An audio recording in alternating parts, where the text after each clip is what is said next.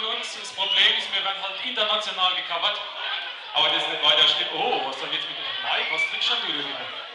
Okay, heute große Premiere. Eine ganz neue Sache, ein ganz neues Lied für euch. Es kann sein, dass es nicht so richtig klappt, weil wir haben es eigentlich nie intensiv geprobt. Das sagst du in deinem jugendlichen Überalter. Du warst beim Soundcheck nicht dabei, ne? Wir proben doch nie. Ja, das heißt, wir treffen uns eigentlich bloß für einen feuchtfröhlichen Umtrunk. Ja. Das nächste Lied heißt Drecksbrie und das haben wir an den Marius Müller-Westerhagen weitergegeben, weil er so ein armer Mann ist und unbedingt ein bisschen Geld gebraucht hat für die Parkhausgebühren. Und noch was anderes, das Lied ist nicht auf den badischen Wein gemünzt. Über den ist niemals Es gibt auch eine Silbe zu Nur damit verlieren. das wissen. es gibt auch in Bayern Bier und Wein, meine ich doch. Alle hopp! Er fängt aus, wird nicht besser. Das wird denke ich nicht besser, aber probieren Sie mal. Du wolltest einen Text? Dann kannst du schon mal hören. Ja? Kannst du ein bisschen lesen, Mensch. Der Monchi ist Outer Space hier. Alle hopp! Drecksbier für euch.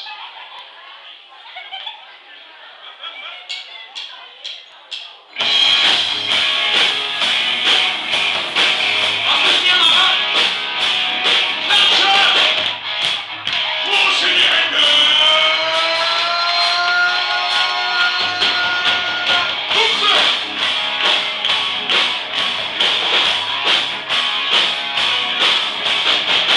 Drecksbrie, der Wunderbaum des Zeitpunks.